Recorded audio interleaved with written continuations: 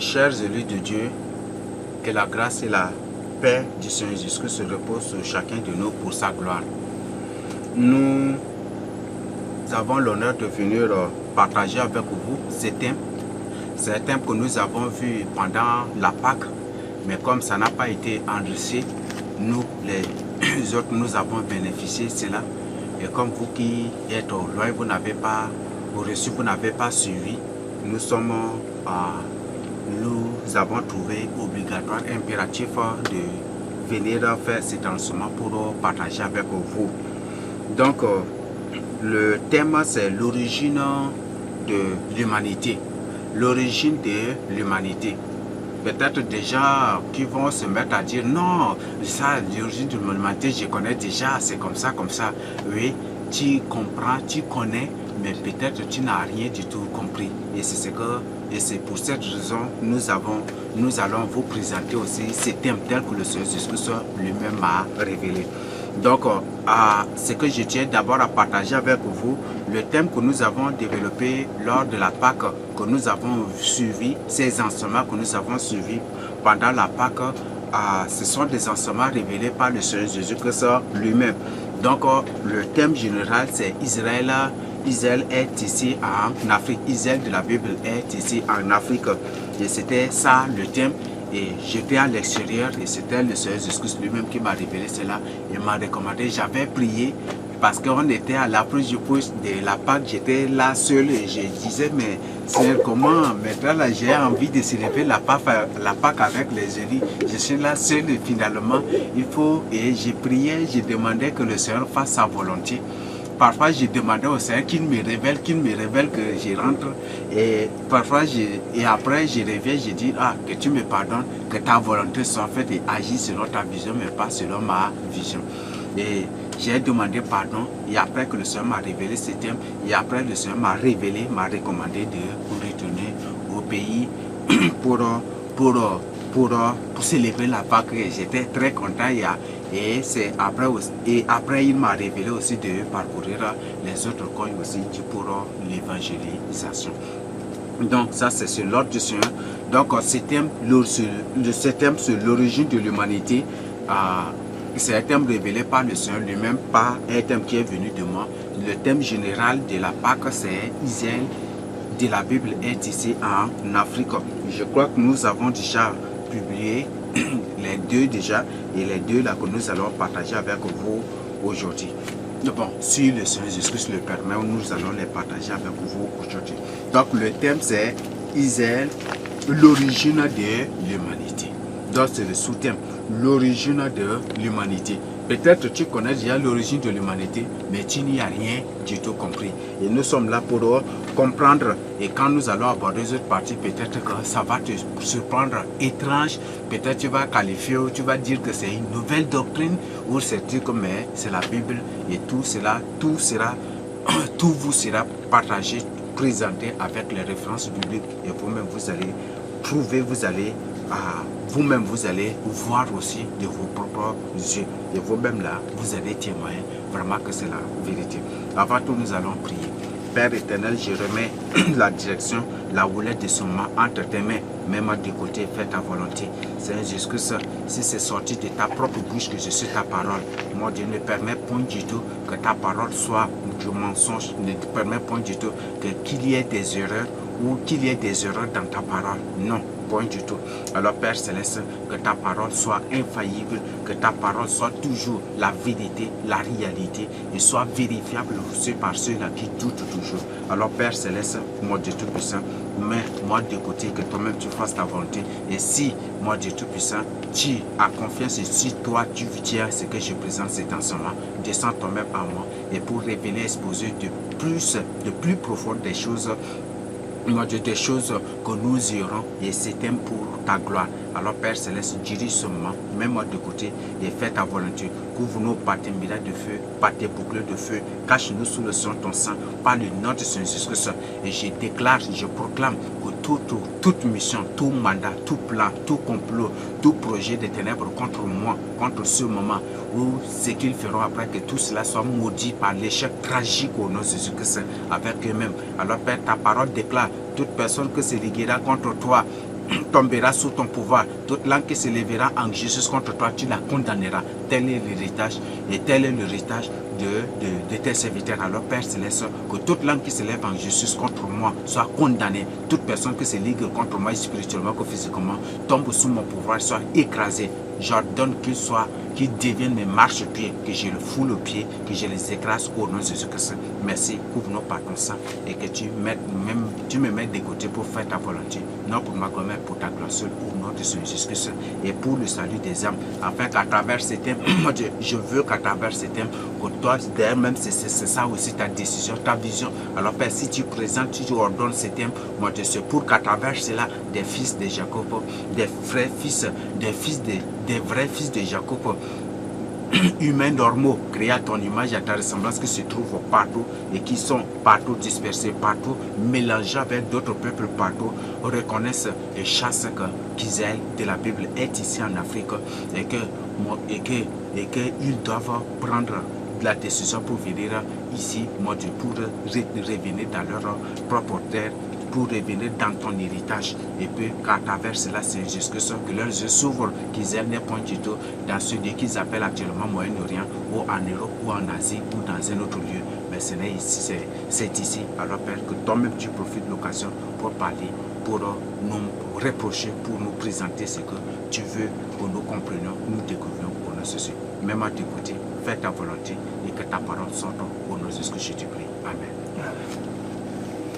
Nous avons dit que le thème c'est l'origine de l'humanité. Nous savons que Dieu, c'est lui qui a tout créé. Donc, pour bien comprendre, je vous renvoie à Genèse 1, à Genèse 2, pour comprendre, pour découvrir et pour voir comment Dieu a tout créé à la surface de la terre. Si les gens disent que l'homme est créé par les démons, ou peut-être que l'homme est le descendant des singes, sachez bien que ce sont des démons. Ce sont des démons. Darwin, c'est un démon. Donc, comme c'est un démon, et que lui-même il a passé par le processus de Darwin, c'est un extraterrestre. Donc, c'est une semence de Satan qui avait vécu dans le passé. Et comme lui-même il savait comment, et c'est comme ça que lui-même il décrit comment ces démons-là ont évolué. Donc, l'homme n'est pas le produit des singes, et ce ne sont pas des singes qui sont devenus des humains.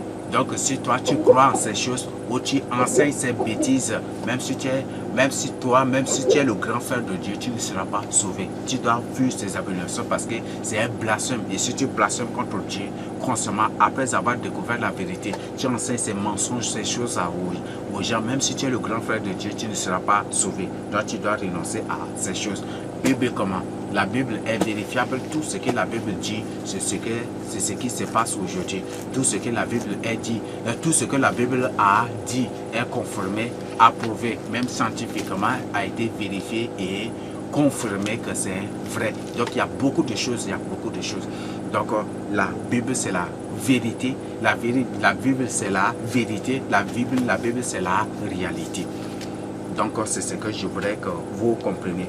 Donc c'est Dieu qui a tout créé, les animaux, les oiseaux, les arbres, les poissons, les mers, les océans, les montagnes, tout c'est Dieu qui a créé. Certes, par la suite, Satan va aussi, pour se faire lui-même aussi Dieu, il va modifier ce que Dieu a fait pour créer aussi ses propres espèces. Et c'est comme ça qu'ils ont créé beaucoup d'autres choses. Ils ont créé vraiment, même il y a des humains qui sont des espèces aussi créées par Satan. Là, c'est ce que il y a des races qui sont des espèces créées par Satan. Et c'est ce que Satan a fait. Et le but, c'est pour imiter Dieu, pour se faire aussi appeler Dieu. Et c'est ainsi que Satan a modifié toutes choses. Il y a beaucoup dans la Bible. Nous allons découvrir. Donc, voilà, c'est tout ce que nous voyons dans les cieux, sur la terre, partout, c'est Dieu qui a créé. Dieu avait créé, au début, c'était des anges. Et après, Dieu, par la parole, Dieu a créé les anges. Et comme les anges, Satan, Lucifer avait détourné, par la politique, avait détourné une partie des anges. Et Dieu les avait chassés. Après, Dieu décidé de créer la terre. Il a créé la terre avec tout ce qui s'y trouve, même les cieux, tout ce qui s'y trouve. Et après cela, il a créé l'homme. Et il a créé l'homme à son image et à sa ressemblance. Une chose que je voudrais vous dire, quand Satan avait détourné un carnet des anges, est-ce que Dieu l'avait maudit? Quand Satan avait fait cela, dans Apocalypse 12, quand vous lisez, c'est verset 10 ou c'est 11 à 12 ou 13 comme ça. Est-ce que le dragon était précipité sur la terre, n'est-ce pas? Est-ce qu'il était maudit? Il n'était pas maudit, n'est-ce pas? Dieu ne l'a pas maudit, Dieu ne l'a pas. Mais c'est lorsque Satan, Lucifer, avait séduit l'homme, il a fait tomber dans le péché. C'est dès ce jour, c'est en ce jour-là que Dieu l'avait maudit. C'est pour dire que tu dois faire attention. Toi là tu prends comme de la plaisanterie, tu éprouves du plaisir, de la consolation et scandaliser des âmes. Toi là qui fais, il faut vraiment faire attention. Tu peux éprouver toute la joie possible, mais ce qui t'attend, c'est des choses terribles. Satan avait détourné des anges, mais Dieu ne l'a pas maudit. Dieu n'a rien du tout dit. Il est là, il dit bon, chassez-les seulement. Dieu les a juste chassés de sa présence. Mais c'est lorsque Satan avait fait tomber l'homme dans le péché. C'est ces jours-là que Dieu avait maudit Satan. Et il a maudit les autres démons aussi. Et c'est ainsi que Satan aujourd'hui se nourrit du sang et de la chair. Pourquoi? Parce que Dieu a dit, tu mangeras, toi le serpent, tu te nourriras de la poussière. Non? Tu maintenant de la poussière. Et comme l'homme est tiré de la poussière, c'est ainsi que Satan aussi se nourrit du sang et de la chair humaine. Et c'est ce que Satan fait. Donc, fais vraiment attention. Si tu éprouves du plaisir, de consolation, tu éprouves du plaisir, de la joie, de l'allégresse, de la gloire à scandaliser la parole de Dieu, à combattre la parole de Dieu, à t'endurcir ou à scandaliser une seule âme. Fais vraiment attention. L'unique âme que tu as à scandaliser, c'est une malédiction. C'est une malédiction. Tu peux ne pas subir quelque chose, tu peux dire, quand j'ai fait là, qu'est-ce que Dieu m'a fait? Qu'est-ce que Dieu m'a dit? Est-ce que j'étais tombé malade? Est-ce que j'ai fait l'accident? Est-ce que j'ai fait ceci? Non, attends, le jour arrive. Dieu va te surprendre. Tu peux dire, moi là, il n'y a rien. Est-ce que quand j'ai fait, j'ai demandé pardon? Dieu a oublié. Non, rien. Dieu n'a pas oublié. Dieu n'a point du tout oublié. Quand tu scandalises une âme, si tu ne ramènes pas cette âme, Dieu n'a point du tout pardonné. Et même tu demandes pardon, même si c'est 100 000 jours de jeûne sec, sans manger, sans boire, je te dis, tu n'as point du tout reçu le pardon. Si tu ne ramènes pas l'âme que tu as scandalisée. Donc tout le temps que tu prends pour pardonne-moi, pardonne-moi et pardonne-moi, ça c'est de l'hypocrisie. Dieu attend ce temps-là. Et ce qui est le pire qui t'attend, c'est après la mort. C'est ça, attends. Donc, éprouve du plaisir à faire. Donc, Satan a été maudit. Lucifer n'a été maudit et reconnu comme Satan et diable que c'est lorsqu'il avait fait tomber l'homme dans le péché. Et c'est automatiquement que Dieu l'avait maudit. Parce que l'homme est son image et à sa ressemblance. Et si toi, aujourd'hui, tu scandalises les gens, Dieu n'a pas réagi, Dieu te voit. Et il t'observe juste... Il t'observe en t'accordant ce temps d'observation comme un temps de repentance. Et tu ne vois qu'il n'y a rien. Depuis que j'ai scandalisé des hommes, qu'est-ce qui m'est arrivé? Est-ce que j'étais tombé malade? Est-ce que j'ai subi ceci? Est-ce que j'ai fait... Non, ne réagis pas. Attends seulement. Ce jour-là va arriver. Il y a un temps, la Bible dit, Ecclésiaste 3 dit qu'il y a un temps pour toute chose. Attends seulement. Et ce jour-là va venir. Chasse bien que tu es déjà sous la malédiction si tu es scandalisé des âmes. Et attends seulement. Ce jour-là va venir. Parce que Satan était maudit, c'est lorsqu'il a fait tomber l'homme dans le péché. Pour l'endurcir et pour le détourner de Dieu. C'est dès ce jour-là que Satan était maudit. Et les autres démons aussi. Lorsque, même, le fait que Satan se présente même devant Dieu pour attaquer dans le ciel, pour attaquer pour tout ce que Satan, tous les désordres qu'il a commis au ciel. Dieu ne l'a pas maudit, Dieu n'a rien du tout dit. Il a juste cherché seulement. Il n'a rien du tout, il a juste cherché seulement. C'est ça seulement. Mais il a maudit Satan et les autres démons que le jour où l'homme était tombé dans le péché, le jour où ils ont manipulé tout pour faire tomber l'homme dans le péché, c'est ce jour-là qu'il les a maudits. Donc pour dire que toi, si tu as fait tomber ton frère, un élu de Dieu, un vrai disciple de Seigneur Jésus-Christ, un élu de Dieu, si tu l'as scandalisé, ou une âme, si tu l'as scandalisé, une âme humaine normale créée à l'image de Dieu, à sa ressemblance, si tu l'as scandalisé, si tu l'as fait tomber dans le péché, si tu l'as détourné de la vérité, si tu l'as endurci, si tu l'as détourné, même si spirituellement, tu l'as initié, ou peut-être tu l'as envoûté, tu l'as pour le détourner, tu es déjà sous la malédiction, ce qui t'attend là, c'est terrible. Donc ne dis pas non, depuis que j'ai fait là, ça fait 1 an, 2 ans, 3 ans, 4 ans, je suis là, 10 ans, il n'y a rien, il y a quelque chose qui t'attend là, peut-être c'est le pire, c'est le pire, donc attends. Si tu ne veux pas te repentir, attends et tu verras aussi. Donc c'est ce que je voudrais te partager avec toi. Fais vraiment attention à ce niveau pour ton salut.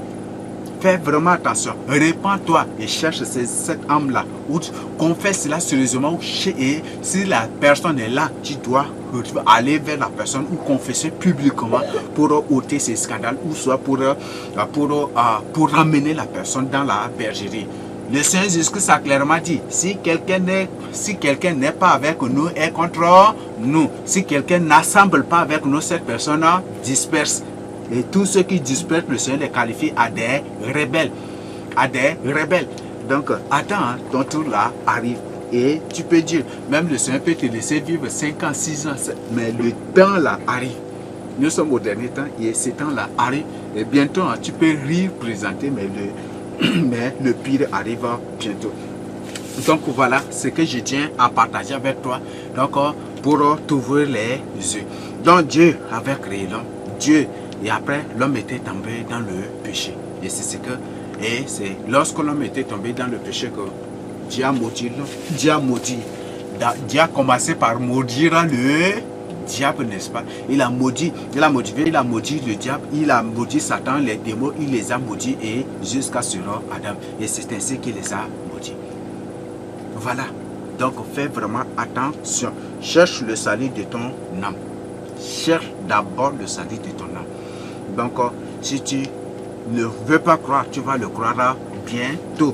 Pierre a dit que le Seigneur use de cette patience-là vers toi juste pour voir si tu vas te repentir. Mais si tu ne vas pas te repentir, attends seulement et tu verras. Tu peux dire, voilà ceci, c'est ça. Tu peux avoir de larges bouches pour raconter tout, dire tout, pour te vanter, pour frapper la poitrine. Même, tu peux observer des jours de jeûne. Si tu es scandalisé une âme et que tu ne veux pas ramener cette âme, tu ne veux pas qu'on se fait confesser publiquement, si tu ne veux pas reconnaître ces péchés-là, attends, c'est le pire qui t'attend. Donc, c'est ce que je tiens à partager avec vous. Donc, prends ce message-là vraiment au sérieux pour ton salut. Nous avons dit que notre thème, c'est l'origine de l'humanité. Donc, premièrement, nous allons voir la définition du concept. Quand on parle de l'origine, on parle du début ou le commencement de quelque chose, de l'existence de quelque chose ou le commencement de quelque chose. Donc, il s'agit du commencement de l'existence on parle de la création de l'homme. Bon, ça, c'est pour l'humanité. L'origine de l'homme, c'est le début ou le commencement de l'existence de l'homme sur la terre, comment Dieu avait créé l'homme sur la terre et comment après l'homme commence par être, comment l'homme aussi par la suite a fini par remplir carrément la terre. C'est ce que nous allons découvrir. Donc l'humanité, comme nous avons déjà vu, c'est l'ensemble des humains normaux créés à l'image et à la ressemblance de Dieu à la surface de la terre. Donc c'est ça. Donc quand tu dis c'est l'ensemble des hommes ou des trucs, c'est un peu vague parce qu'il y a des hommes démons, il y a des hommes humains normaux. Donc c'est l'ensemble des humains normaux créés à l'image et à la ressemblance de Dieu. Maintenant nous allons voir l'origine de l'humanité. Donc on va raccourcir les choses pour nous aider. Donc à la création, qu'est-ce qui s'est passé? Dans Genèse 1 du verset 26 à 31, nous allons lire. Puis Dieu dit, faisons l'homme à notre image, selon notre ressemblance, et qu'il domine sur les poissons de la mer, sur les oiseaux du ciel, sur le bétail, sur toute la terre, et sur tous les reptiles qui rampent sur la terre. Nous continuons. Dieu créa l'homme à son image, il le créa à l'image de Dieu. Il créa l'homme et la femme. Donc Dieu a créé l'homme à son image et à la et à son image et à sa ressemblance. Et c'était quel jour? C'était le 6e jour. Le chiffre 6, d'abord, c'est le chiffre sacré divin de l'homme. Ne dites pas que non, c'est le chiffre de l'Antichrist. Aujourd'hui, c'est fait compliqué. Finalement, quand il y a quelque chose avec chiffre 6, déjà, là, les gens disent c'est Antichrist, Antichrist. Les gens crient Antichrist, Antichrist. Non, le chiffre 6, d'abord, c'est le chiffre sacré divin de l'homme. Mais ce n'est pas la suite que Satan va diaboliser. Ce n'est pas la suite, c'est après la chute de l'homme que Satan va. C'est l'Antichrist va se servir de ce chiffre-là. Bon, ça c'est le jour, il y a un thème aussi sur la signification de Marc 666. Il y a un enseignement. Depuis, je devais partager ça avec vous. Mais comme il n'y a pas de. Bon, il n'y avait pas de possibilité. On n'avait pas la possibilité. Il y avait. Ce qui a fait que jusqu'aujourd'hui on n'a pas pu. Mais si le Seigneur permet, un jour l'autre on partagera avec vous la signification de 666 et comme ça on va y découvrir beaucoup de choses. Ça c'est un ensemble de codes, cet enseignement c'est vraiment un ensemble de codes. Et si le Seigneur Jésus le permet, on va découvrir un jour l'autre. Nous continuons notre lecture. Dieu les bénit et Dieu leur dit, soyez féconds, multipliez, remplissez la terre et l'assujettissez et dominez sur les poissons de la mer, sur les oiseaux du ciel, sur tout animal qui se met sur la terre. Donc Dieu a créé l'homme et il a établi sur tout ce qu'il a créé. Avant tout, je voudrais venir pour nous dire, après Dieu, je dirais que c'est l'homme. Dieu et l'homme font un. Là, si tu vois l'homme, tu vois Dieu. C'est pour ça que même, bon, je ne sais pas, ça peut même vous paraître un peu blasphématoire, mais ce n'est pas du blasphème. Le Seigneur Jésus a dit, celui qui me voit a vu le Père, n'est-ce pas? De même, Dieu a dit que l'homme est son image et à sa ressemblance. Donc, voir l'homme, c'est voir déjà l'existence de l'homme, témoin qui est Dieu. Donc, l'homme est l'image et la ressemblance de Dieu. Donc, c'est pour dire que l'homme et Dieu font un. C'est pour ça que le Seigneur lui-même a dit que si quelqu'un demeure dans sa parole, lui-même, il demeurera en lui, non? Que lui et le Père demeureront en la personne. Et ils formeront une seule personne. Avec la personne, ils deviendront une seule personne. Donc voilà, donc pour dire que l'homme et Dieu, ça forme une seule personne. N'est-ce pas? Donc là, après, maintenant, ce sont les anges. Donc l'homme et Dieu, et après maintenant, ce sont les anges. Et après les anges, nous avons les animaux. Après les animaux, nous avons les arbres. Après les arbres, nous avons, et ce sont les démons qui sont les derniers. Les démons qui sont les derniers. C'est à cause de ça que l'homme, Satan ne veut pas du tout. Satan ne veut pas du tout. Et il y a des choses que je voudrais dire. Si par exemple un Dieu, si l'homme est Dieu, n'est-ce pas? L'homme est l'image et la ressemblance de Dieu. Même le Seigneur Jésus a confirmé son mot 80 comme qui dit qu'ils sont appelés des dieux. Et le Seigneur avait confirmé cela. Si l'homme est Dieu, si un Dieu devient l'esclave de Satan, entre les deux là, qui est plus pire que l'autre, qui va être plus méchant que l'autre? C'est Satan qui va être plus méchant ou c'est ce Dieu là qui devient l'esclave de Satan qui devient plus méchant? À vous de comprendre maintenant la suite. Nous continuons notre lecture. Et Dieu dit, voici, je vous donne toute herbe portant de la semence et qui est à la surface de toute la terre. Et tout arbre ayant en lui du fruit d'arbre et portant de la semence, ce sera votre nourriture. Donc quand Dieu a créé l'homme, est-ce qu'il avait directement dit, bon, vous devez égorger les animaux et les manger? Non, c'était après d'abord la création. C'était après d'abord le dirige que Dieu avait permis à l'homme d'égorger des animaux pour manger. Et Dieu n'a point du tout, et ce n'est point du tout sorti de la bouche de Dieu qu'ils doivent manger des animaux impurs. Non. La différence des animaux, la différence entre animaux purs et impurs, ça a commencé depuis avec Abel. Parce que l'animal que Abel avait offert en sacrifice, ce n'est pas un animal impur. Ce n'est point du tout un animal impur. C'est ce que vous devez comprendre. Ce n'est pas un animal impur. Et c'est cette différence-là et c'est ça là, cette connaissance, c'est certainement, c'est lorsque le Seigneur lui-même était descendu pour offrir le premier sacrifice de l'agneau.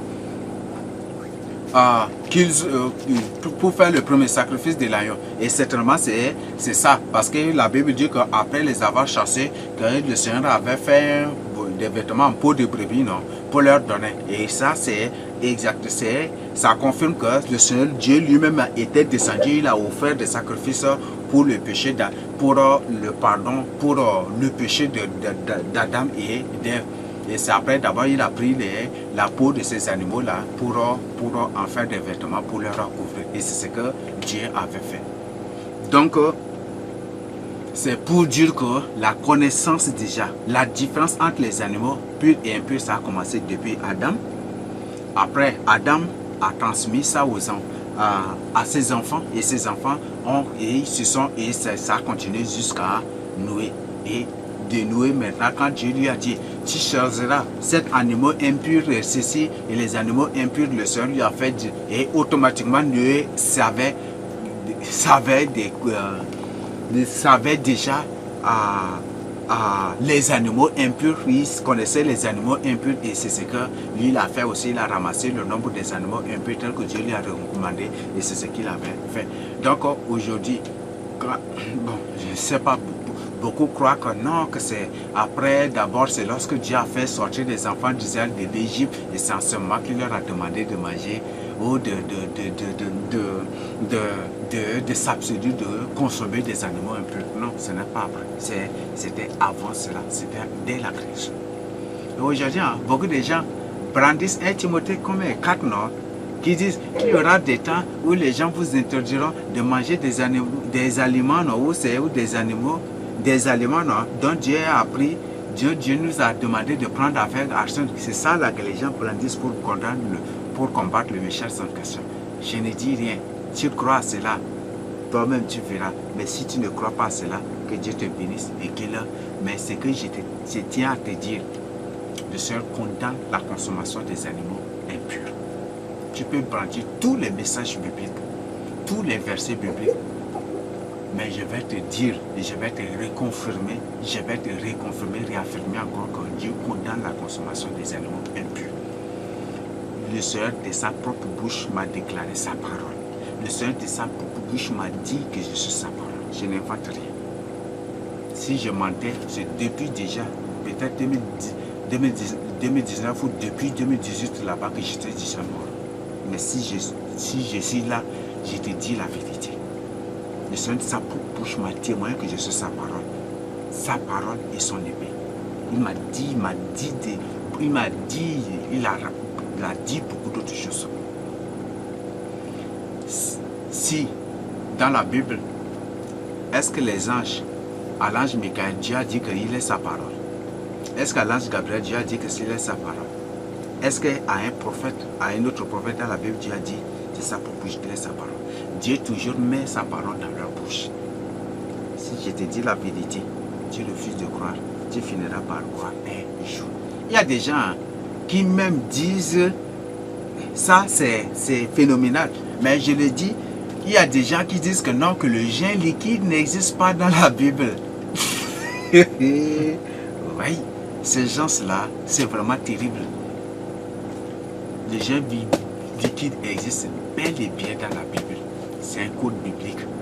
Je ne vais pas vous donner les références. Si tu refuses d'observer, tu iras en enfer à cause de cela. Et au jour du jugement dernier, là, on va te présenter. Je vais te présenter les références bibliques là, qui prouvent que le jeûne liquide existe là dans la Bible. Je vais te présenter ça.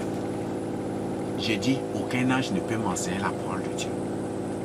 Ok? À part le Seigneur Jésus-Christ, à part le Père, le Fils, le Saint-Esprit, aucune autre créature ne peut m'enseigner la parole de Dieu.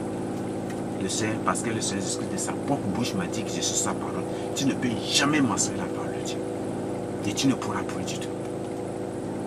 Donc c'est ce que je te dis. Je ne suis pas là pour te mentir, ni là pour me vanter. Mon cœur est pur.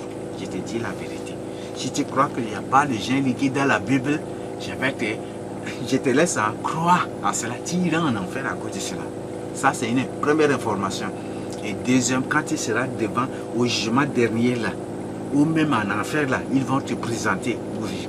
D'ailleurs, même j'ai déjà présenté avec certains, donc les démons ont déjà écouté. Et par ça là, ils vont te torturer terriblement. Et après, maintenant, le jugement dernier là, Je vais te présenter les références bibliques là. Je vais te présenter les codes bibliques, les versets bibliques pour te prouver que le gen biblique, le gen liquide est là dans la Bible. Je te laisse. Donc, tu peux croire parce qu'il y a des endroits qu'il faut les aider à se perdre aussi. Parce que Dieu éprouve du plaisir aussi à rendre les gens aussi, à rendre les incrédules plus incrédules pour les perdre définitivement en fait. Donc, si tu veux, si tu ne crois pas, tu vas me croire. Très bientôt, tu vas me croire. Donc, c'est ce que je t'ai dit. Je ne suis pas là pour me vanter. Si c'est sorti de la bouche du Seigneur, de sa propre bouche, que je suis sa parole vivante, éternelle, si je suis son épée divine, éternelle, si je suis sa gloire, si je suis son nom, son premier ministre, ce que tu rejettes aujourd'hui là, c'est par ça que tu seras condamné à l'enfer. C'est ce que je vais te dire. Et c'est par ça que tu seras condamné pour l'éternité dans le lac de feu du souffle. Si tu ne veux pas, je ne vais pas te donner les références pour te prouver qu'il y a les gens il y a des gens liquides là dans la Bible. Il y a des gens liquides là dans la Bible. Il y en a là. J'ai dit tout ce que nous faisons, tout ce que je partage avec vous. Il y a des codes bibliques là. Il y a des codes bibliques, il y en a là, plein. Donc toi, tu ne peux jamais du tout mentionner la parole de Dieu. Parce que c'est sorti de la bouche du Seigneur que je suis sa parole divine. Le Seigneur m'a établi son souverain sacrificateur. Tu ne peux jamais du tout. Tu ne peux pas. Aucune créature de Dieu ne peut mentionner la parole de Dieu. Donc c'est ce que je vais te dire. Si tu ne me crois pas, tu me croiras. Et tu me croiras obligatoirement un jour parce que je ne suis pas là pour te mentir. Donc nous continuons. Non. Non. Le Seigneur a dit que l'on peut manger tous les herbes, toutes les fruits, les herbes, tout cela, l'homme peut manger. C'est ça, non? Là, c'est ce que Dieu lui a dit. Donc, l'homme, qu'il lui donne pour nourriture les herbes, les fruits, les ceci, il lui a dit tout cela. Le verset 30.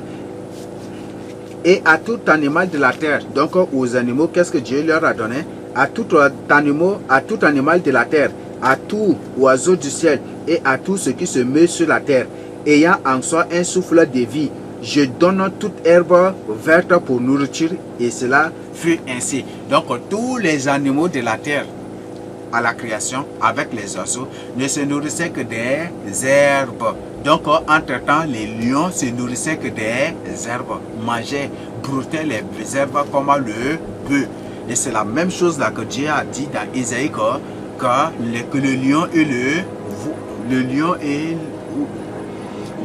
et le bœuf, c'est quoi? C'est bon, le petit, on appelle veau, non?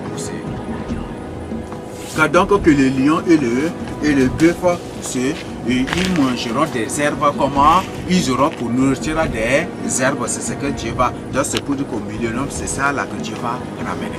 Donc à l'époque à la création, le lion mangeait. Il y avait les hyènes, les lions, les panthères, les tigres, les chats, les chiens, tous ces carnivores, tous ces animaux carnivores, même les reptiles, les oiseaux carnivores ou ces prédateurs, tout cela ne se nourrissaient que des herbes seulement.